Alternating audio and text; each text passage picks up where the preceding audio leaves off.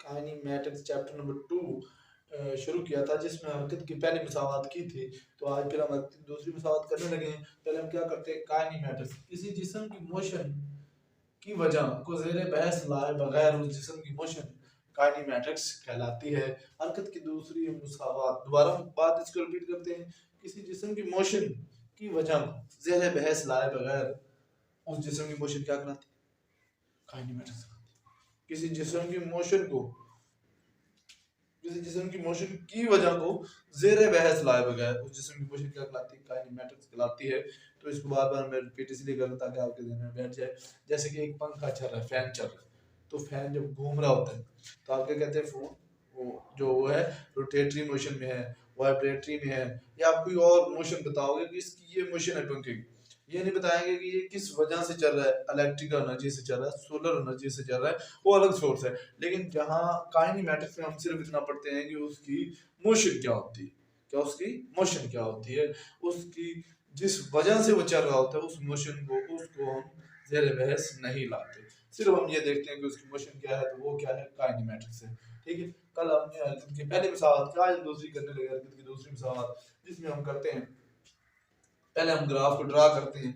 मैं ये पहले वीडियो मैंने बनाई और उसमें मैंने सिर्फ आप लोगों को लिख के साथ लिखता गया, साथ समझाता गया। लेकिन ये वीडियो मैं इसलिए उन बच्चों के लिए बना रहा हूँ, बहुत छोटी वीडियो, ताकि उनको ज़्यादा मसला ना बने। लिखा हुआ है पहले का वही लेक्चर का, तो मैं उसे दोबारा रिपीट कर रहा हूँ। ठीक हो गया। तो हमने क्या किया, ग्राफ को ड्रा करना है। ग्राफ को कैसे ड्रा करना है, ग्राफ को आपने एक्स एक्सिस और वाई एक्सिस यूं करके एक लाइन बना देनी है। उसके बाद आपने क्या करना है, एक कार जो है यहाँ से ए पॉइंट से चलना शुरू करती है, बी पॉइंट तक जाती है। कहाँ से चलना शुरू करती है, दरमियान से, एक्स एक्सिस के दरमियान से चलना शुरू करती है और यहाँ तक जाती है जहाँ उन दो पॉइंट्स को नाम दे देते हैं। जहाँ से कार चलना शुरू, इसका नाम ये हो गया, और जहाँ पर कार रुकती है उसको बी पॉइंट का नाम दे दिया। तो क्या दो पॉइंट है, ए और बी। उसके बाद हमने क्या किया, हमने फर्स्ट वेलोसिटी, जहाँ से कार ने चलना शुरू किया था उसको हमने फर्स्ट वेलोसिटी वी आई कहते हैं। ठीक है। और जहाँ पे कार रुकी उसको क्या कहते हैं जी, ये आखिरी वेलोसिटी है, तो उसको किसे शो कर दिया, वी एफ से शो कर दिया। कार जहाँ से वी आई से वी एफ तक जाती है तो उसके अंदर क्या पैदा हो जाता है, एक्सेलरेशन पैदा हो जाता है, जो कि ए है। जब एक गाड़ी मुसलसल अपनी यूनिफॉर्म वेलोसिटी से हरकत कर रही होती है तो क्या होता है जी, उस वक्त उसके अंदर एक्सेलरेशन पैदा नहीं होता है। ठीक हो गया। फिर क्या होता है, हमने क्या किया, ये ए और बी पॉइंट हो गए, ए और बी पॉइंट, तो बी को पॉइंट को हमने एक्स एक्सिस के साथ में अटैच कर दिया, वाई एक्सिस के साथ में अटैच कर दिया, और वाई एक्सिस से उस जो लाइन ड्रा की थी बी से, वहां से हमने उसको अटैच कर दिया। उसके बाद हमने अलग अलग एरिया बना लिए, मुसल्लस, मुस्ततील के एरिया और मुसल्लस के एरिया। अब मुस्ततील का जो एरिया है वो किस तरह निकालते हैं, लंबाई ज़रब चौड़ाई, लंबाई ज़रब चौड़ाई। तो लंबाई हमारे पास टी है और चौड़ाई क्या है, वी आई है। ठीक है, लेंथ और विड्थ। ठीक है, लेंथ हमारे पास टी है, विड्थ क्या है, टी, वो हमारे पास वी आई है, वी आई ज़रब टी हो गया। तो अब हमने मुसल्लस का एरिया निकालना है, वो भी लंबाई ज़रब चौड़ाई होता है। लेकिन होता क्यों है, क्योंकि ये देखें, ये हमारे पास एक मुस्ततील है, अगर हम इसको यूं ड्रा कर दें दरमियान में एक लाइन, तो ये हाफ हाफ हो जाएगी ना ऐसे, तो इसकी जो लंबाई हो जाएगी वो हाफ हो जाएगी। ठीक है, इसीलिए हम इसको लिखते हैं 1/2 टी ज़रब ए टी का स्क्वायर, ज़रब ए टी का ज़रब ए टी। ठीक है, 1/2 टी ज़रब ए टी, क्योंकि मैं टी और टी को स्क्वायर कर चुका था पहले नीचे, तो इसीलिए नहीं, 1/2 टी ज़रब ए टी। तो बी से सी तक स्पीड में इजाफा हुआ, जो कि ए टी था। देखिए, यहाँ से गाड़ी चलना शुरू करती है, बी तक जाती है, तो कुछ स्पीड में इजाफा होता है तो आगे गाड़ी चढ़ती है, जाती है, वरना नहीं जाती। तो क्या होता है, स्पीड में इजाफा 80 होता है। उसके बाद ए से बी पॉइंट तक गाड़ी जाती है तो उसका टाइम कुछ स्पेंड होता है, कुछ वक्त लगता है, कुछ वक्त रहता है, तो वो क्या है, टी है। इसके बाद हमने ग्राफ को ड्रा करने के बाद हमने हरकत की मसावत की तरफ चलते हैं।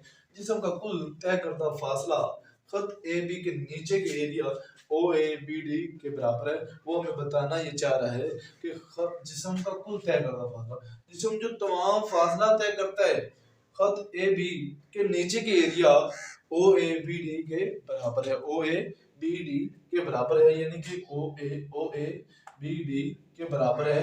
जिसम जो तमाम फासला तय करता है, वो इतना बताना चाह रहा है, एस कुल तय करता फासला है, और क्या है, नीचे के area O A B D के बराबर है, ओ ए बी डी। हमें पता है OABD, इसको हमने दो चीजों में डिवाइड कर चुके हैं। एक किसमें, एक मुस्ततील में कन्वर्ट कर चुके हैं और एक एरिया मुसल्लस में कन्वर्ट कर चुके हैं।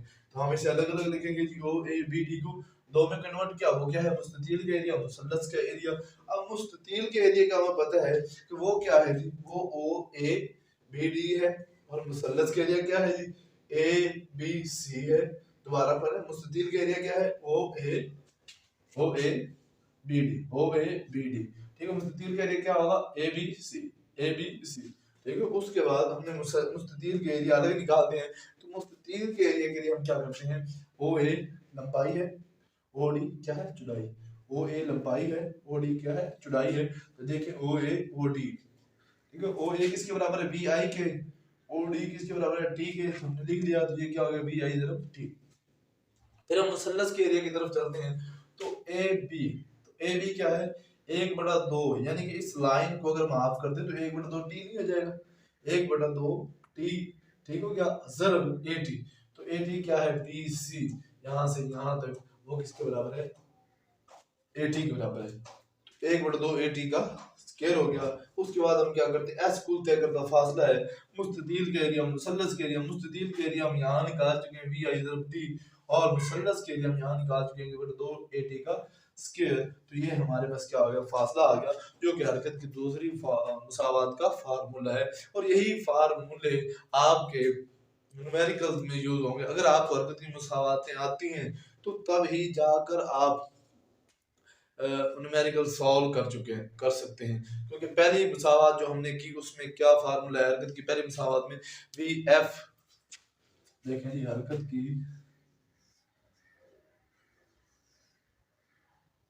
पहली मुसावात का फार्मूला क्या था जी, वो फार्मूला ये था, VF यानी कि आखिरी वेलोसिटी और first velocity plus AT acceleration of time. ठीक है, अगर ये फार्मूला आपको आता है तो आप न्यूमेरिकल सॉल्व कर सकते हो। ये फार्मूला अगर आपको आता है, वो आपसे कहता है कि VI और AT दे देते हैं और आपको कहता है VF आप क्या करें, फाइंड करें। तो आपको ये फार्मूला आएगा तो आप ये फाइंड करोगे ना।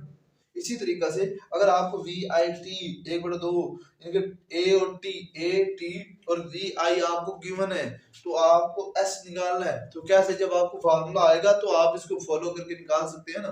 तो इसका मतलब ये है कि हमें न्यूमेरिकल के सॉल्यूशन के लिए ये बड़ा ही इंपॉर्टेंट है कि हरकत की तीनों मुसावातें करनी है। और हरकत की तीनों मुसावातें जो है, एक 4 नंबर का क्वेश्चन आता है, इन तीनों में से एक लाजमी आती है। हरकत की मुसावात इन तीनों में से एक लाजमी आती है, जो कि हमारे सालाना एग्जाम में एक पक्का क्वेश्चन है, पक्का क्वेश्चन। और ये हमने करना है, जब हमको ये आ जाएंगे कुछ ना कुछ हमें न्यूमेरिकल आ जाएंगे। 4 नंबर का ये क्वेश्चन और 4 नंबर का हमारा न्यूमेरिकल, जो कि हमें 8 नंबर दे सकते हैं थोड़ी सी एफर्ट से।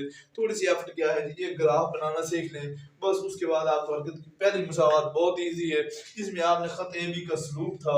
उसके बाद आपने क्या करना, खत AB के सलूक लिख लेने हैं। खत AB का सलूक किसके बराबर था आपने ये बताना है, उसको सॉल्व करना है। पहली मुसावात आ जाती है। दूसरी मुसावात में क्या कहते हैं कि ये जो एरिया A और B है, ये जो खत हमारे पास A और B है, खत A और B है, इसके नीचे का एरिया, तमाम एरिया जो है जिसम के कुल तय करता फासला के बराबर है। बस इतनी सी बात है कि भाई यहाँ से यहाँ तक का जो हमारे पास खत है, नीचे का जो तमाम फासला है, नीचे का तमाम एरिया जो है, वो जिस्म के कुल तय करता फासला के बराबर है, जो कि आप यहाँ लिख देते हो। एस कुल तय करता फासला, मुस्ततील के एरिया, मुसल्लस के एरिया। मुस्ततील का एरिया आप लिख दो उठा के, मुसल्लस के एरिया ग्राफ से उठा के लिख दो, ना आप इतना बड़ा लिखो, ये चीजें लिख दो और आपने ये कर देनी। तो आप 3 नंबर तो दे देगा ना, डायरेक्ट आपने कर, कोई मुश्किल नहीं है। आप इसे करना सीखे, बहुत ईजी है। और आपको अगले लेक्चर में मैं हरकत की तीसरी मुसावात बताऊंगा, सिखाऊंगा, जिसमें आपको बड़ी इंटरेस्टिंग होगी। उसमें हम क्या करेंगे, हरकत की तीसरी मुसावात भी करेंगे और पिछले जो लेक्चर हैं